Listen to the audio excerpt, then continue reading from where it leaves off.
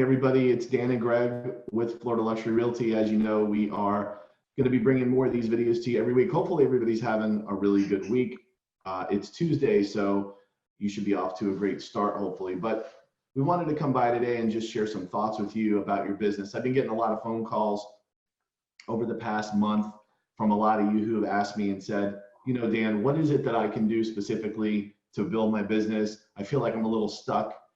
Maybe I'm in a spot where I just don't feel like my business is moving forward. And so I thought it'd be really cool to get together a couple of us who are very established and have robust businesses, but also get to see a lot of you working every day and a lot of the things that are working and share those with you. So that's what we're here to do today. We're going to be doing more of these videos weekly so that you have the opportunity to jump by and hang out with us. And of course, you'll be able to give feedback and ask questions. So with that, I'll let Greg say a few words and we'll get started. Yeah, so basically, I mean, now that we're looking at the end of the year, a lot of real estate agents go up, we hit November, I'm taking my foot off the gas, and I'll start again after the first of the year. And I'm here to tell you guys that this fourth quarter can be absolutely your busiest season if you guys really hit it, because everybody else stops working. So we want to kind of give you guys just a couple of quick tips, things that you guys can do looking forward into the next year that you can help set your business up and really get you guys into a position of success. Yeah, that's awesome. So I'm going to start with a couple of things that I'm doing right now and that I do every single year and share those with you. I'm sure Greg has some of his twist on what he does, but one of the things that I do in the fourth quarter of the year with a lot of success is I pick a holiday that I want to feature as kind of my holiday where I'm going to spend a little bit of my money and I'm going to spend a little bit of my time, and I'm going to use that opportunity to connect with as many of my current and past customers as I can. So in order to do this, you're going to need a good CRM database. You're also going to need, and what I mean by that, if you don't know what a CRM is, because we throw these acronyms around a lot, a CRM is a contact relationship manager. There's many of them out there. Top Producer is one of them. There's Lion Desk. There's a whole bunch of different ones. It doesn't matter which one you use, but you need to be using one. We also have a basic one in our back office available as well that you can use. But the point is you need to be keeping track of your customers. So these are individuals who you've either worked with in the past or that are in your database because you've met them, you know them. So what I do is I pick a holiday. Mine happens to be Christmas. Yours might be Thanksgiving, could be Halloween. And then I'm going to showcase a particular special event for that holiday. So here's what I like to do, and you guys are welcome to take this idea and use it in your own businesses. In fact, I hope you do. And then I'm also going to share one other strategy that a friend of mine does with a lot of success. So what I do is I use Christmas to New Year's as my window of that week that I'm going to drop something off to my past customer or to my referral customer.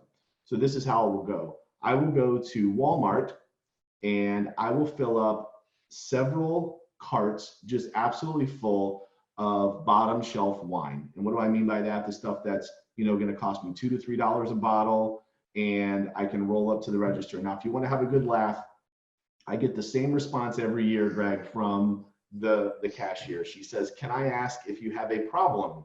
And of course, the answer is no. I don't have a problem. In fact, I don't even drink. But what I'm doing is I'm buying all that wine for my past customers and for my potential customers, anyone in my database. I usually roll out of there with about 75 to 100 bottles of wine. But here's the deal. What I'm going to do with that is going to create more business than I can handle in 2020. And it's going to do the same thing for you. Then I shoot over to the dollar store and I actually pick up the little wine bags that you can get. They're $1 a piece if you go to Dollar Tree. And I will take those bottles of wine back to my home office or my office, and I'll get with a couple of high school students, maybe a couple other agents that want to earn a couple bucks, and we will stuff those wine bags with the wine. We also take one of my business cards and we put it on the wine bag. And then what we do is we create a navigation list, and you can do this with MapQuest, by the way. It'll nav out where you're going based upon a grid. I throw, I hire a couple of, young, energetic delivery people for that particular week. And we run out into the community and we drop off that wine at the doorstep of every single past customer and referral individual, somebody I just met in Publix. It doesn't matter. If you're in my database, you're going to get a bottle of wine. I don't do this with my realtor partners. So if you guys don't get bottles of wine from me, it's because you guys are realtors and you're doing this too. And I think as realtors, we all have enough wine. Maybe not, but Is there ever enough wine? Is there ever enough wine? But what I do is I drop that off. And so in that instance, what's happening is they're opening their door. I don't ask the delivery folks to engage them. And if I'm the one delivering that, I typically don't engage them, and here's why. You've got a lot of stops to make, and the big impact is going to be in making the delivery, not in the contact with the customer. You can talk with that past customer at a different time. In fact, you're not going to need to, because if you do what I'm telling you to do, your inbox is going to blow up on Facebook, email, and voicemail.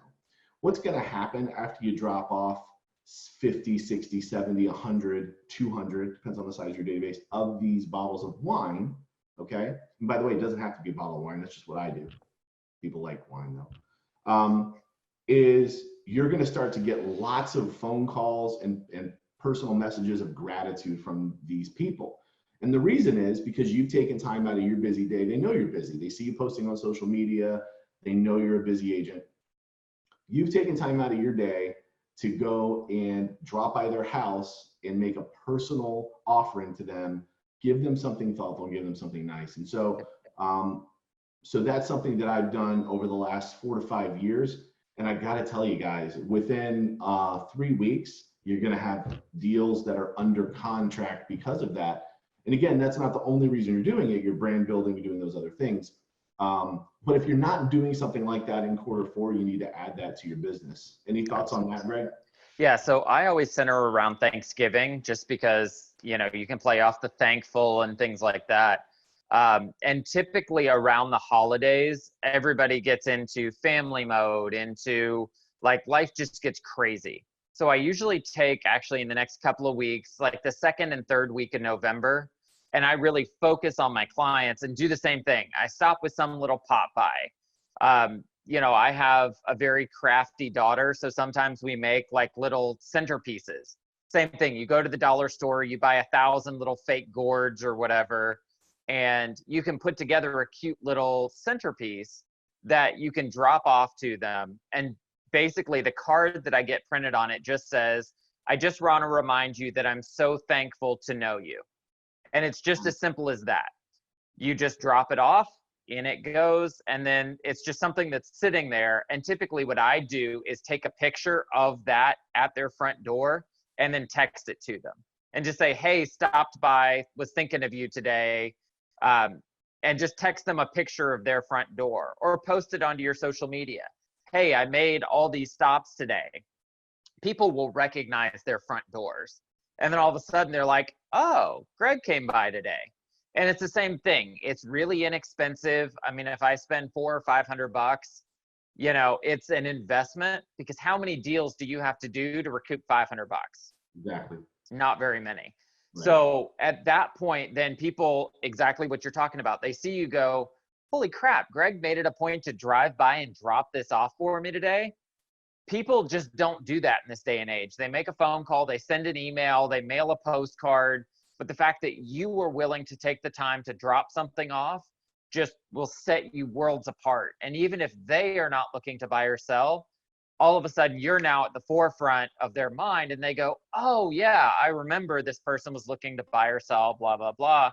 And your business just continues to grow from this tiny little investment that you're going to make in your business. Yeah, I really like that, Greg. Centering around Thanksgiving is a really cool way to do it.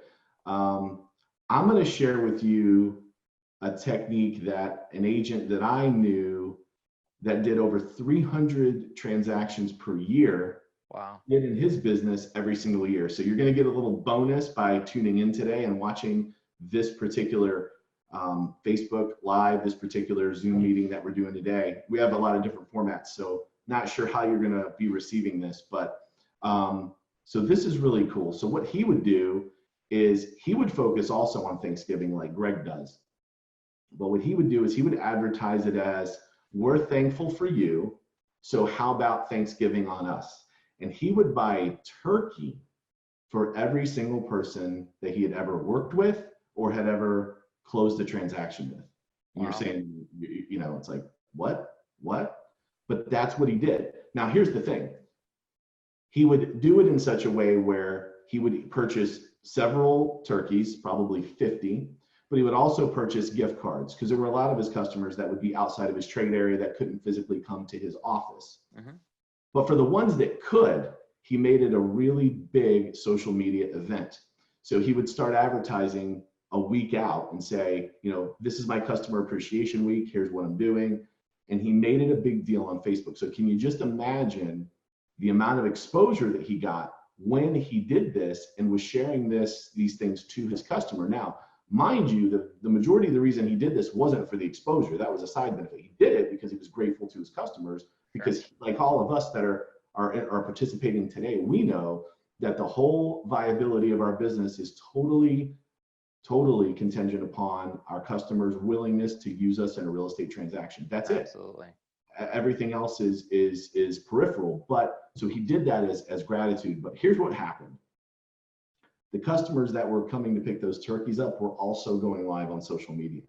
The customers who were coming to pick those turkeys up were sending reviews on Google and were basically saying, I can't believe that my realtor took the time and the initiative and cared enough to invite me to his or her office to give me this turkey. And so it created this additional layer of relationship. And now guess what? They count on that every year. In fact, they call him and say, hey, are we still doing the turkey this year? So instead of having to constantly remind them that he's there, hey, I'm Realtor Dan McGraw, remember I'm here, he's getting calls weeks and sometimes months out prior to Thanksgiving to ask him, hey, are we doing the turkey event this year? So what a great idea. And I know what some of you are thinking right now, but that's going to cost me money. Here's a news flash, folks. If you don't do this, or you don't do something like this, it's going to cost you $100,000. It's going to cost you, right? It's not a matter of, well, I got to spend the money to do this. It's, we think so much and so much of the time about what's the cost to do it. I want you to start asking yourself the question that industry leaders ask themselves. And you want to know what that is? What's the cost of not doing it? Exactly. How many times have you driven by a house that you should have prospected and there's someone else's sign in the yard? So think about that as you're planning out your Q4. Absolutely. So yeah, I mean, guys, this is the time. Get out there, generate some business, and set up your 2020 to be your best year ever. But you have to understand, next year starts right now. Yeah, absolutely. And so kind of keeping on that track, Greg, I'd like to talk a little bit about the action plan for 2020. We've given you a couple ideas. I think, the listeners about things they can do right now in Q4 to kind of jumpstart Q4. You mentioned how a lot of the agents kind of go into hibernation mode. Well, the holidays are here. I've got family. I've got to think about, the holidays and Christmas and stuff like that. But so you can gain an advantage there. But thinking forward now that we're already moving into November and thinking about 2020, I just want to talk about a couple of things that make a huge difference in my business, and I think will make a difference in the listener's business as well. And that is having a plan. So, you really should know, and I use this analogy a lot, if you're going to take a vacation, I know, Greg, you guys recently went on vacation, and I would imagine that you probably had some type of an itinerary. You had an idea where you were going, you had an idea where you were leaving, you had an idea about how much fuel was going to take you to get there, you had a map of where you were going. So we do that for our vacations, and so much of the time, guys, we don't do that for our business. So I want to talk a little bit right now about some things you can do in 2020 to have a roadmap for success so that you're not just getting up every day and guessing. Getting up every day and guessing is a great way to lose in this business and lose big. I want you guys to win in this business, and there's a way to do it. So we're going to talk a little bit about that. Greg, are there any things that you do or that you can recommend that we can do to really prepare for 2020? So the biggest thing is, guys, you have a free resource in a Google Calendar that you can set tasks, you can set events, you can set everything. And I encourage you guys to start using that. You can color code it, so your personal events are one color, your business events are another color.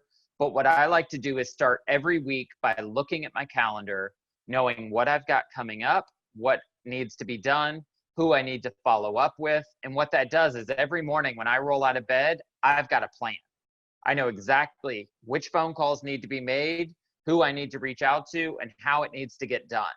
I know that blocks in my schedule where, hey, I've got 2 hours this morning. Let me go make my phone calls. Let me send my emails. Let me send my text messages. You have to be able to have a plan. If you guys are rolling out of bed in the morning and going, I don't really know who I should call today, or I don't know where I should be, that is the biggest mistake you can make. Is every day needs to start with a plan. So that would be my one thing, if I could challenge you guys, is just wake up with a plan and know what that plan is, and then execute that plan at the highest possible level. Yeah, that's great stuff. And to your point, Greg, Google Calendar is a great resource. And if you're an Android or Apple user, you can integrate that calendar right into your phone so that it'll give you reminders and you'll have updates on where you need to be. I'll get into a little bit of the specifics of how I do my calendar and kind of the times that I do specific activities with you. But yours might vary a little bit. You know, there's a lot of theories out there about when the best time to do things is. Here's the main thing that you got to understand though. High level real estate professionals are doing something every single day. That includes days that they're not working. And so, you know, when they're taking a day to themselves to be with their family, they're engaging in that at 110%. Okay. So their phone is off, they're spending time with their family. But when they're on the clock, so to speak, and they're working, they're prospecting, they're doing that in such a way that, you know, it's all in, 110% all in. So here's how my schedule looks. I like to use Monday as kind of my administrative day. I know I'm going to be getting phone calls from the weekend. I'm probably going to be reviewing offers. When I'm working with agents, I'm probably going to be reviewing contracts. But I also have the opportunity in a quiet space to be able to go through my emails that came in through the weekend, review some of the offers that came in, clean up things on Facebook. Monday, I don't let Monday become that manic Monday we hear about. I actually let Monday become more of my administrative day. And I'm able to respond to things in a more calm way. I will use the first half of the day early to knock out emails, to knock out, you know, correspondence, things like that.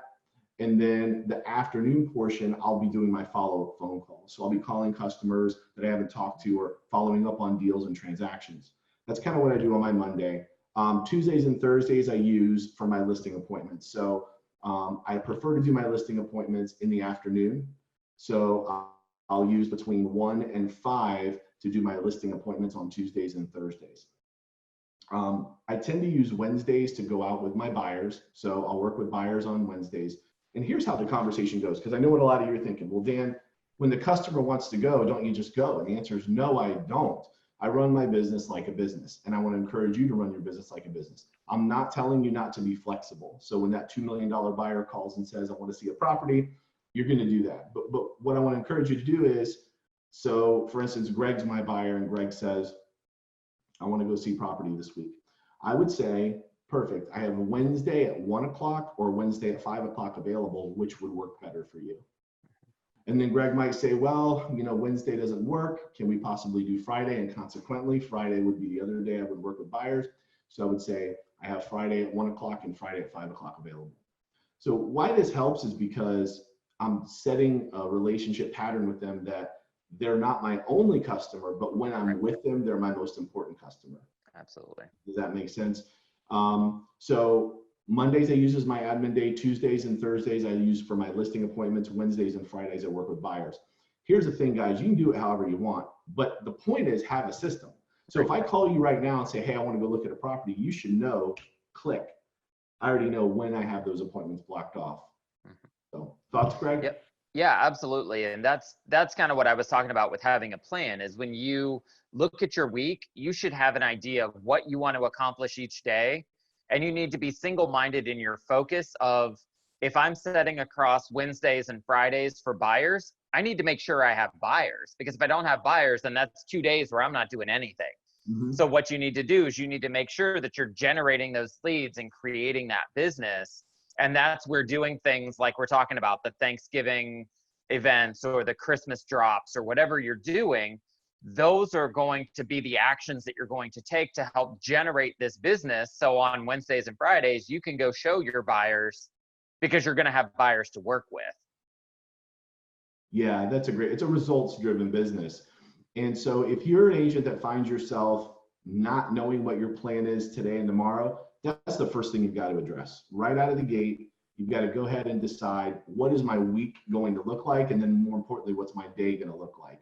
A couple things I want to encourage you to make sure that are on that schedule: some type of prospecting and some type of relationship building. So what do I mean by prospecting?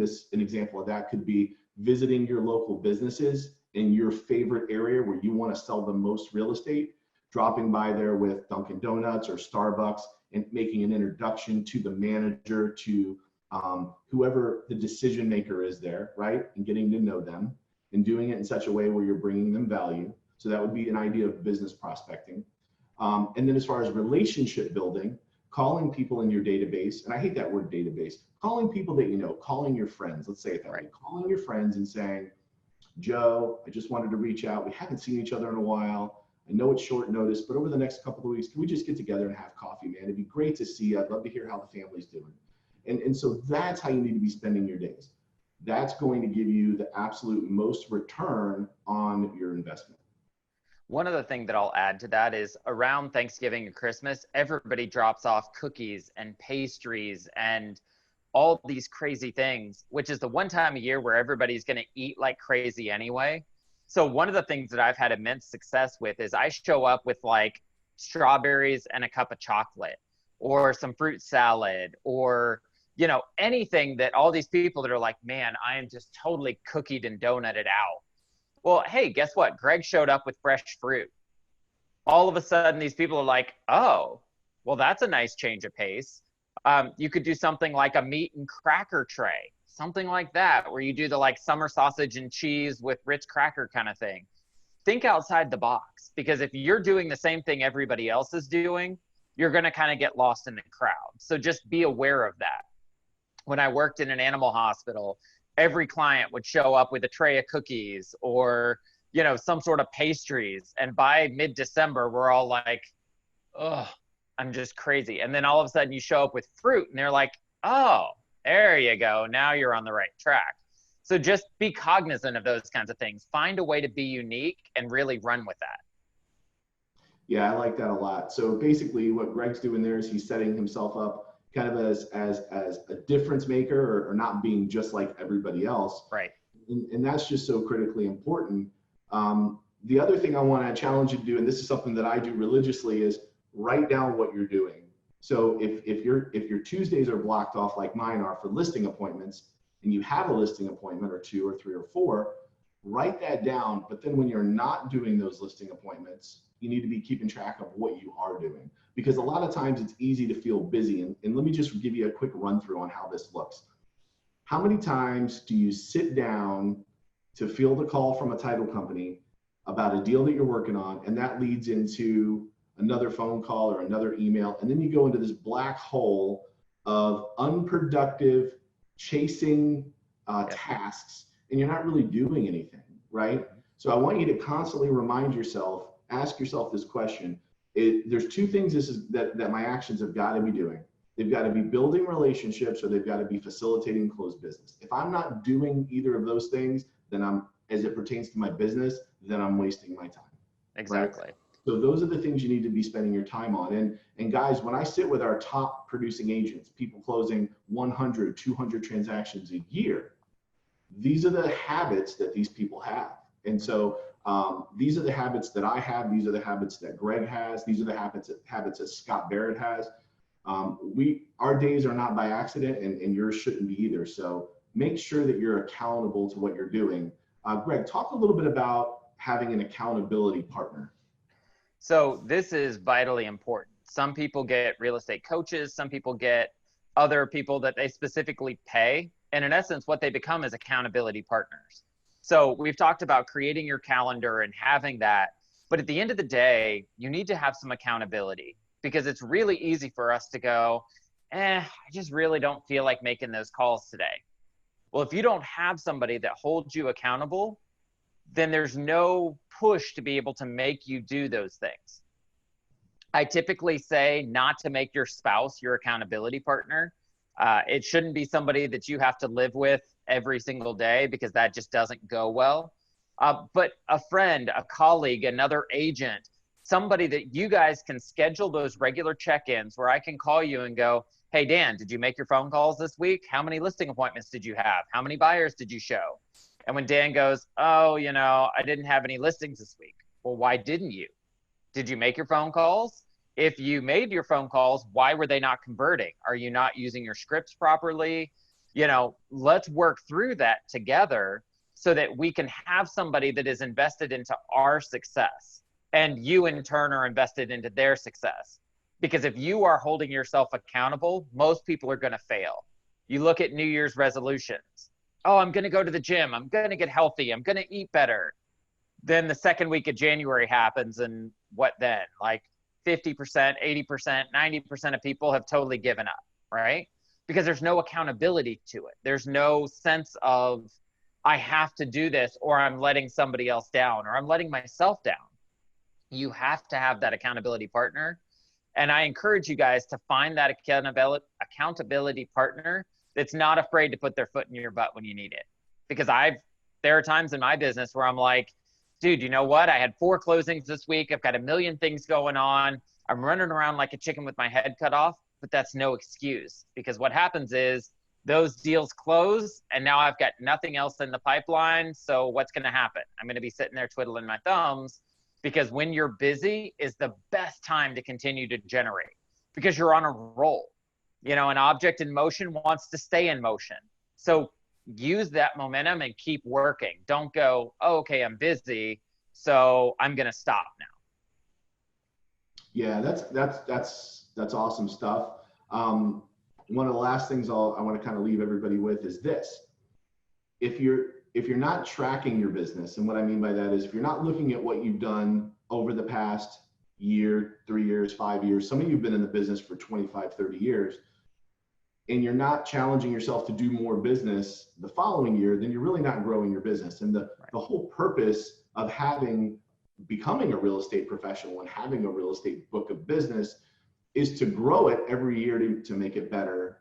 And so you need to kind of understand what your baseline is. And I want to speak specifically to some of you who probably think, well, I'm knocking it out of the park. I'm succeeding because I'm doing 50, 60 transactions a year. That's great.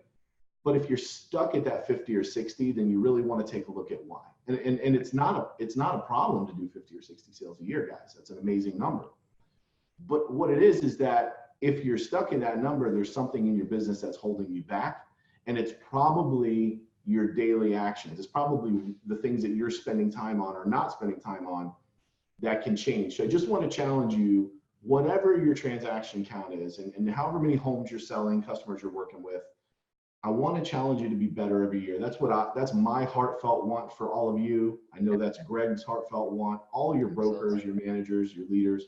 We want you to do more than you did last year. But nobody in the organization can want it as much as you do. So we'll meet you halfway. You guys step up, do the accountability, get your program, and we'll be here to help you as challenges arise. Absolutely. I mean, we've all met those agents that on a good year, on a bad year, they're going to do 25 transactions. That's what they're going to do. And so what I like to do is sit down with those agents and say, okay, well, you've done 25 deals a year for the last 3 years. Is this your total capacity, or is there an opportunity to do more? And if there's an opportunity to do more, it may mean you need to start delegating, you need to start allocating, you need to start, doing something else to free yourself up to continue to grow your business. So sometimes that's the conversation is, my current capacity is 20 deals. I'm going to do 20 deals every single year. Well, if we want to make that 30 or 40, maybe you need to give up something. Maybe you need to get a transaction coordinator. Maybe you need to get an assistant. We need to be able to leverage you to do the things that you're good at. And a lot of that is just understanding your strengths and weaknesses and really playing to them. Yeah, I mean, everybody has a ceiling in their own business. For me, it might be 75 transactions. And then I go from being this, well-balanced, happy real estate professional to being this really burned out, sort of grumpy person who, doesn't have a lot to offer to my family when I get done with work. So each of you has to figure out where that is, and don't be afraid to invest in your transaction coordinators, your buyer's agents. If you want to build a team, guys, I'm here to tell you, it's easier to roll that log up the hill if you got 7 or 8 of you doing it than if you're trying to do it by yourself. So there's a lot of information out there about why team building is becoming so popular, and it's for one simple reason. It's called leverage. It means that you can't be 2 places at once. You all know what I'm talking about. You're probably chuckling. We've all had to be with a buyer, and then we needed to be with a seller, and we thought, shoot, if I could just clone myself. Well, here's the good news. There's tens of thousands of real estate professionals in your trade area, and sometimes the best thing you can do is to partner up with them to go out and get more business. Yeah. So I think that's some good information. You know, you guys can really take this and run with it. And as always, if you guys need anything, or if there's something we can help you with, help you grow your business, you guys know where to find us.